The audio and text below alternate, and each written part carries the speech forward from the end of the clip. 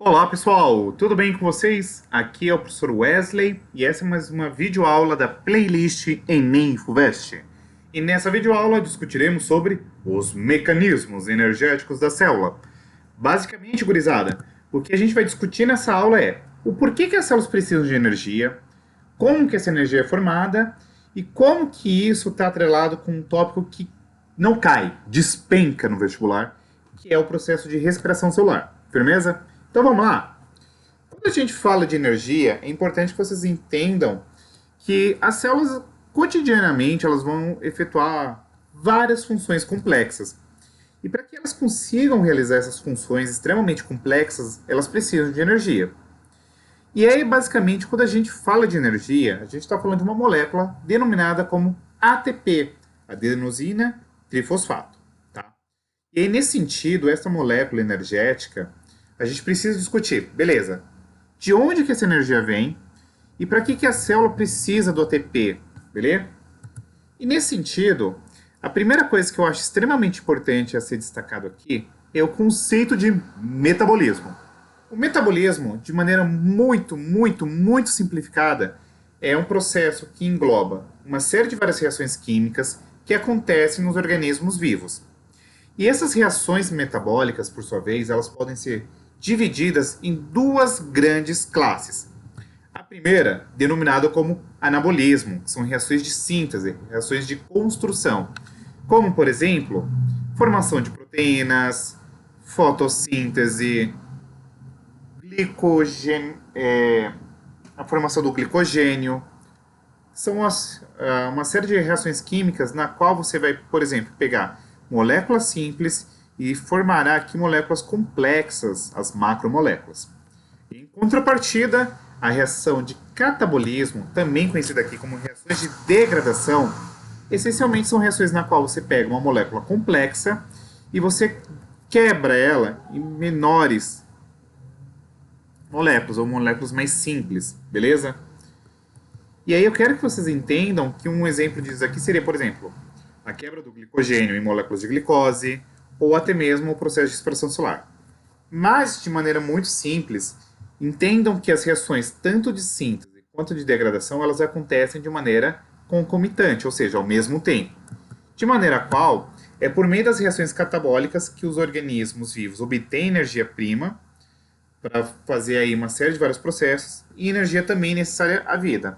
No entanto, as reações anabólicas elas estão atreladas, por exemplo, com o armazenamento para uma futura ocasião na qual a gente precisa de energia, ou até mesmo para formar estruturas que vão ser extremamente importantes para a estrutura de uma célula, beleza? E é importante que nós discutamos aqui também, quando se fala especificamente de reações metabólicas, duas leis muito importantes que vocês veem lá na disciplina de física, que são as leis da termodinâmica. A primeira lei da termodinâmica nos traz que, quando a gente está pensando em processos físicos e químicos, a energia desse processo, ela nunca é ganha, nunca é perdida. O que acontece é um processo de conversão de uma forma energética em outra, ou seja, sabe aquela lei de Lavoisier? Na natureza nada se cria, nada se perde, tudo se transforma? O princípio máximo é esse. Quando a gente está pensando em processos metabólicos, o que você tem é a transformação de uma forma energética em outra.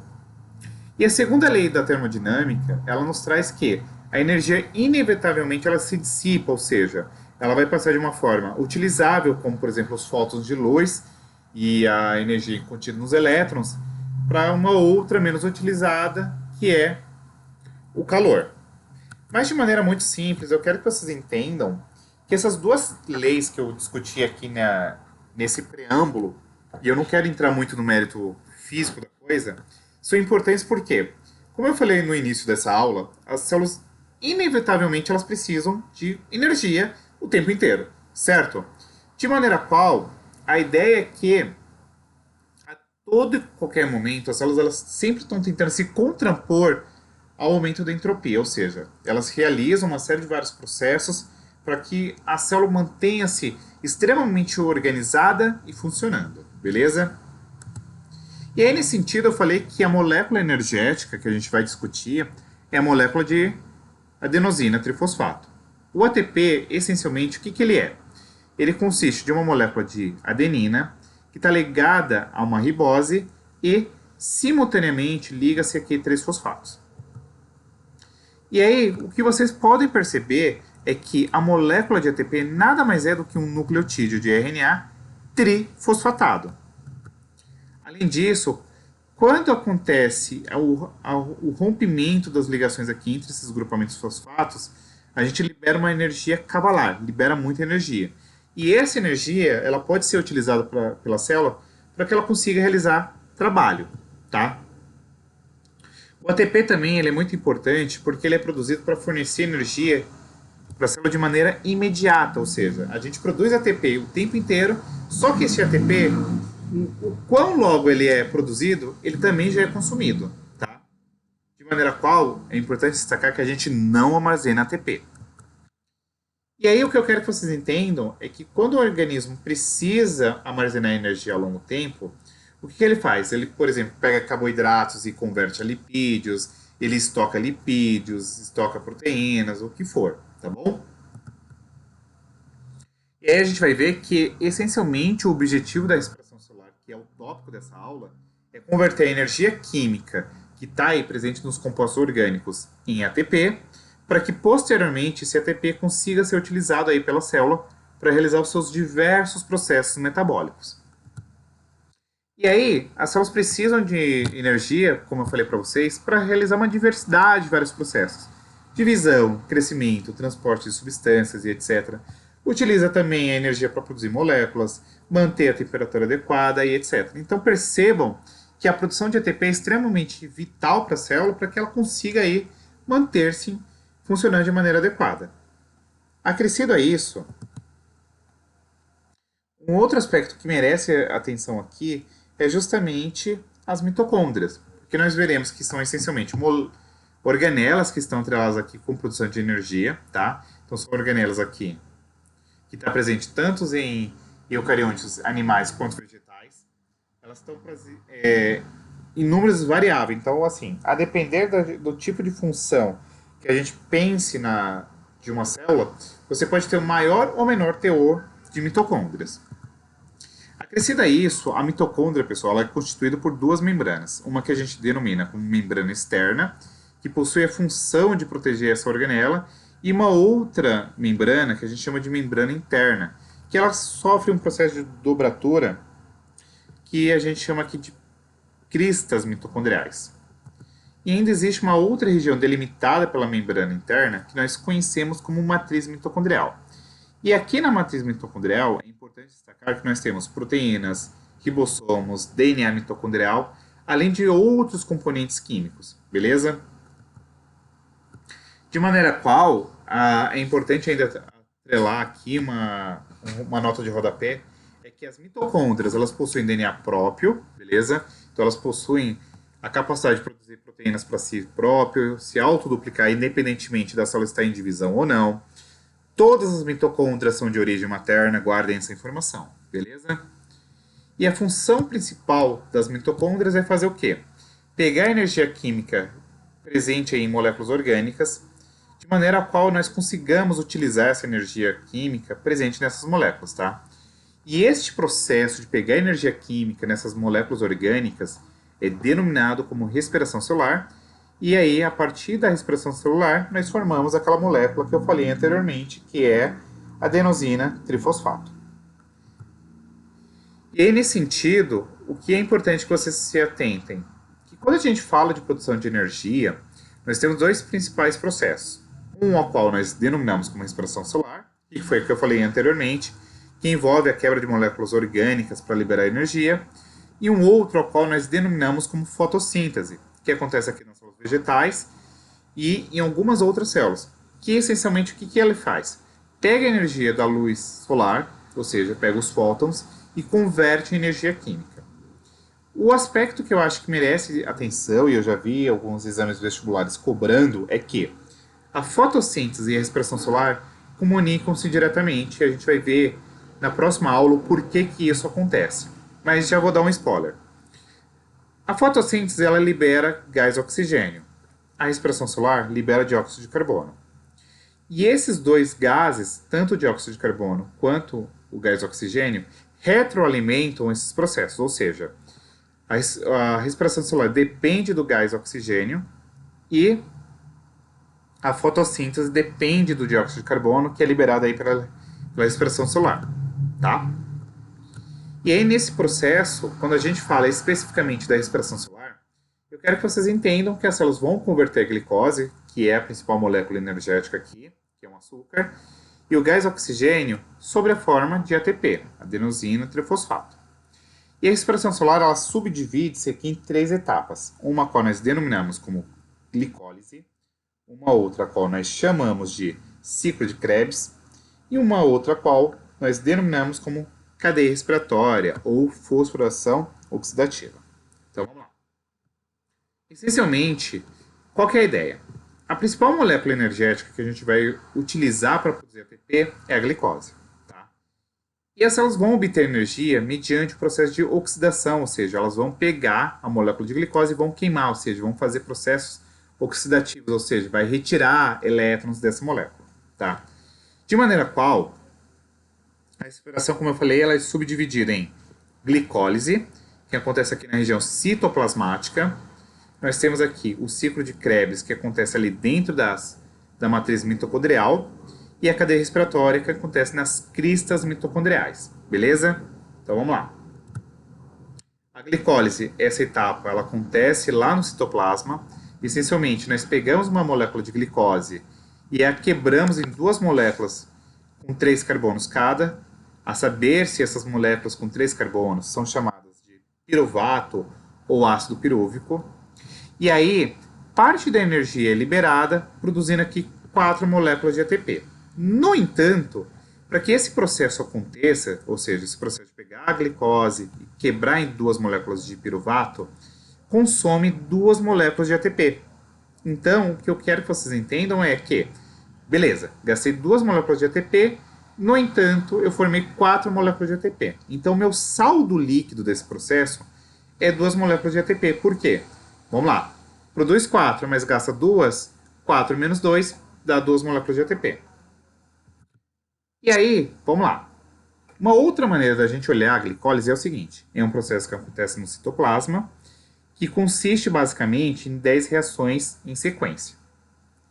A glicólise, é importante que vocês se atentem que ela pega a glicose, que tem 6 carbonos, e quebra formando 2 moléculas de ácido pirúvico ou piruvato. E este piruvato ele tem 3 carbonos, beleza? É importante destacar que, como eu falei anteriormente, nós temos aqui um saldo líquido de 2 moléculas de ATP, mas eu tenho uma outra coisa que eu preciso destacar para vocês, que é o NADH, que é uma molécula aceptora intermediária de elétrons. Tá? Como que funciona esse rolê do NADH? Você tem uma molécula chamada de NAD+, que possui a capacidade de pegar os elétrons aí que são liberados durante esse processo de oxidação da glicose, e aí eles vão ser importantes porque lá na terceira etapa da respiração celular, que é a cadeia respiratória, esse NAD que pega esses elétrons e vai ficar agora sobre uma forma reduzida, nós chamamos de transportadores de elétrons ou aceptores de elétrons, tá? Outro ponto que eu acho que merece atenção é que quando a gente fala da glicólise, é um processo que não necessita de oxigênio, acontece no citoplasma. No entanto, as outras etapas, que por exemplo é o ciclo de Krebs e a cadeia respiratória, são processos aeróbios, ou seja, eles precisam de oxigênio. Mas eventualmente a gente pode ter uma situação na qual a célula não necessariamente tem aí gás oxigênio, e ela entra num processo denominado como processo fermentativo, tá? No qual, por exemplo, você pode ter uma situação que você pega o piruvato, tá? Deixa eu escrever aqui com a canetinha. Você pega o piruvato e você converte a etanol e dióxido de carbono, um processo que a gente chama de fermentação alcoólica, ou você pode pegar este piruvato e convertê-lo a uma outra molécula denominada como ácido lático, através da fermentação lática. tá? Isso, por exemplo, é o que acontece lá na musculatura esquelética, sobre uma intensa atividade aí, física. Beleza? Então a gente vai entender que a fermentação lática é um processo no qual você continua tendo aí produção de ATP e regeneração dessas moléculas aqui de NAD, numa situação na qual você não tem gás oxigênio. Então vamos lá. Se você tem gás oxigênio, você vai ter a respiração. Então a molécula de piruvato vai ser direcionada para uma organela chamada de mitocôndria.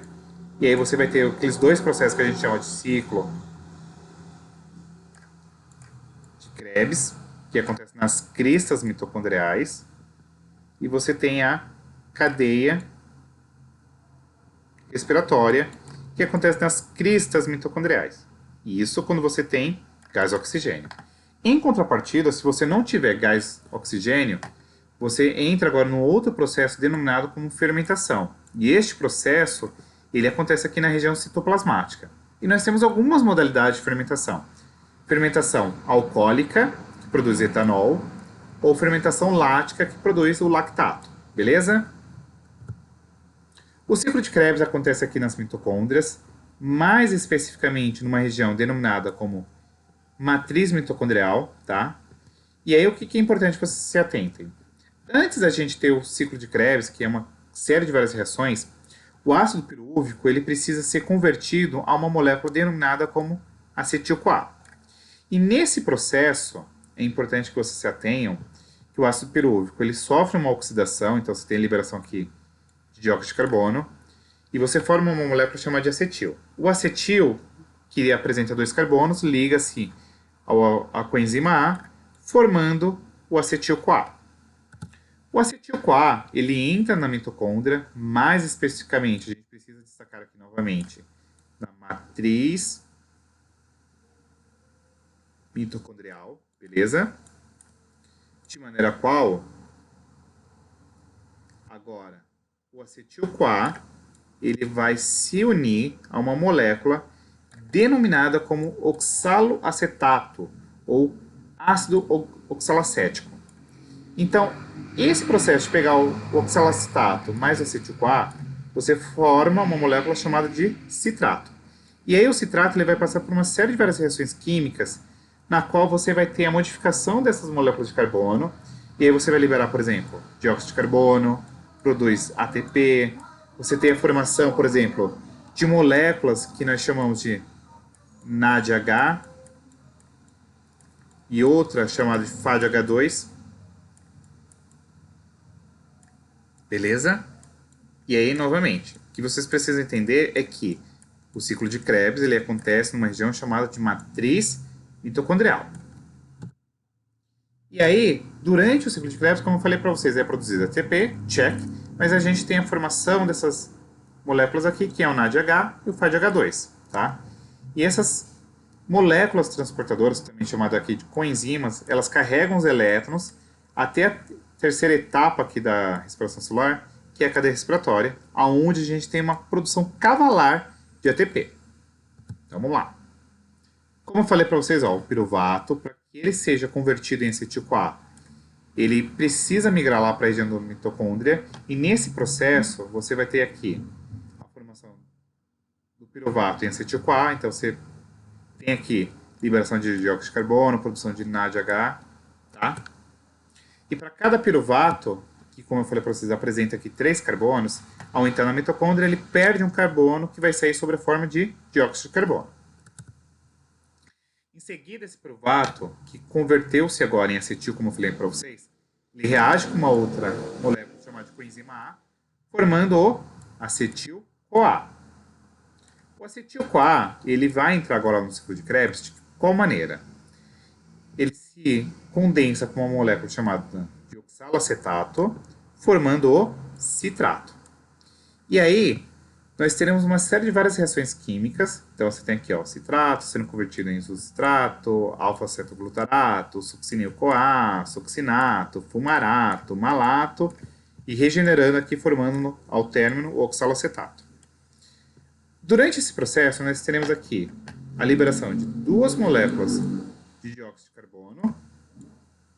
Nós teremos a formação de 4 moléculas de NADH, beleza? E uma molécula de FADH2.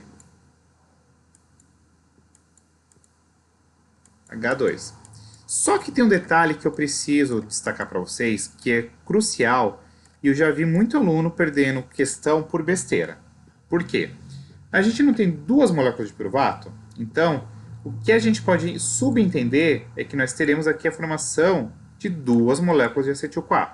Portanto, esses valores que eu estou falando aqui, ó, 2 dióxido de carbono, 4 NADH, 1 FADH2, é para cada molécula de piruvato. Então, a gente teria que multiplicar esses valores por 2, beleza?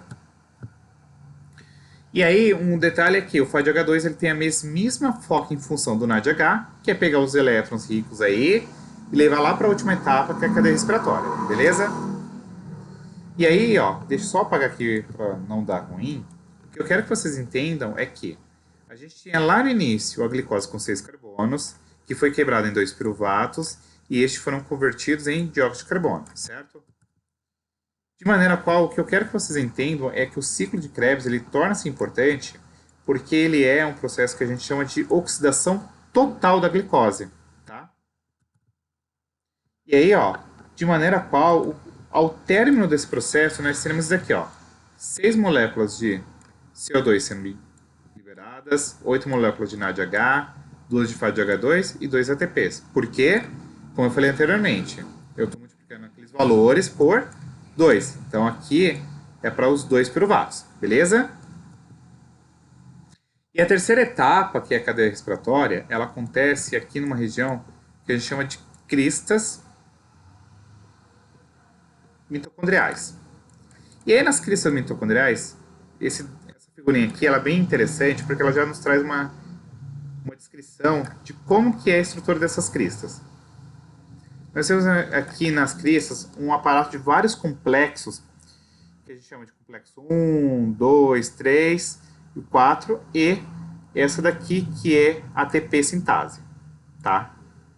O que é importante que vocês entendam? Que a cadeia respiratória ela é importante porque ela vai gerar ATP pra caramba.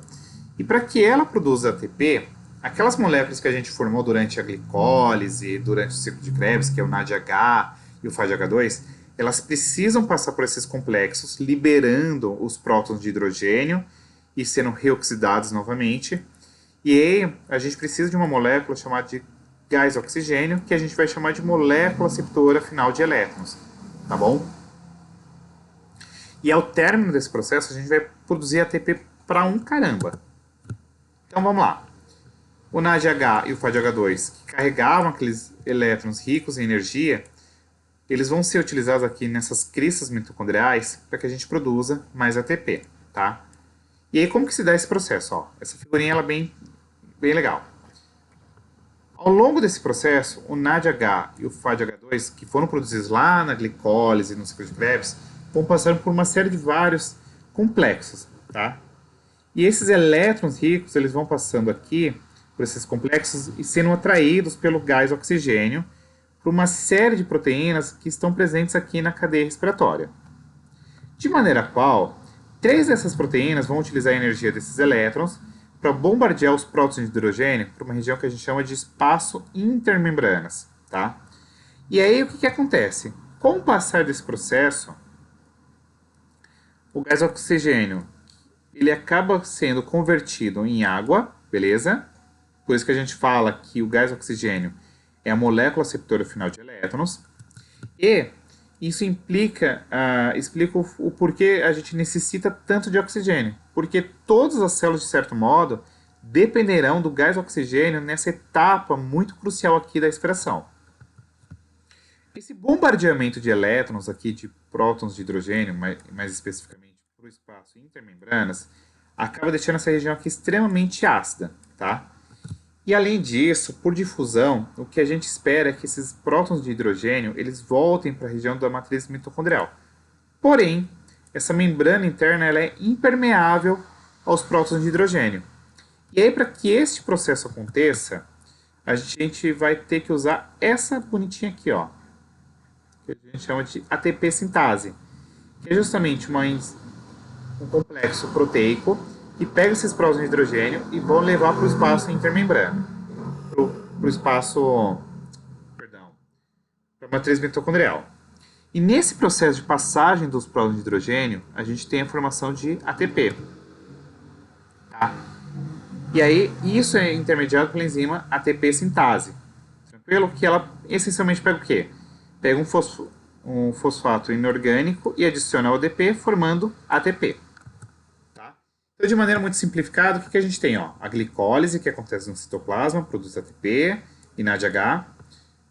Nós temos aqui o ciclo de Krebs, que produz ATP, dióxido de carbono, FADH2, NADH. E todos esses NADHs que produzidos tanto na glicólise quanto no ciclo de Krebs são direcionados para a cadeia respiratória, para que nós tenhamos aí uma produção massiva de ATP e água. De maneira qual, o que é importante que vocês se atenham? Para cada molécula de ATP, vamos lá, quantos NADHs eu produzi na glicólise? Produzi 2. No ciclo de Krebs, eu produzi 8. Então, eu tenho aqui um total de 10 NADHs. Para cada NADH, eu produzo 2 ATPs e meio. Então, só de NADH, eu produzi aqui 25 ATPs lá na cadeia respiratória. FADH2 eu não produzi nenhum no ciclo de Krebs, no entanto, eu produzi 2 lá no ciclo de Krebs. Perdão, falei besteira aqui, desculpas. Na glicólise eu não produzi nenhum, mas no ciclo de Krebs eu produzi 2. Portanto, a minha soma total é igual a 2. Para cada FADH2 eu produzo 1 ATP e meio. Então, lá na cadeia respiratória eu vou ter a formação de 3 ATPs. E eu produzi 2 ATPs na glicólise, 2 ATPs no ciclo de Krebs, tendo aqui 4. E aí a gente vai somar esses valores aqui, tendo um total de 32 ATPs. Beleza? E é isso. Se você tiver gostado, deixe o seu like, curta, compartilhe, se inscreva no canal, deixe comentários. Ajude a engajar o canal, que vai ser um prazer aí produzir mais aulas para vocês, tá bom? Um super beijo e até a próxima. Fui!